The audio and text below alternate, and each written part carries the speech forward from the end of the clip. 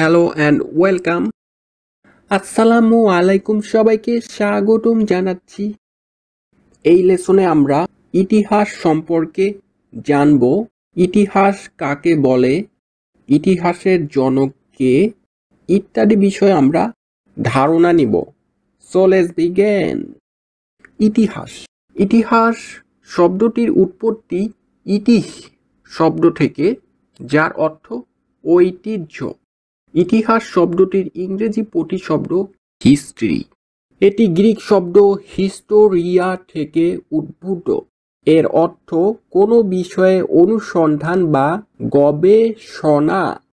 অতীত ঘটনা, বিশেষত মানবিক বিষয় নিয়ে অধ্যয়নকে ইতিহাস বলে। ইতিহাসের জনক হিসেবে খ্যাত হেরোডোটাস।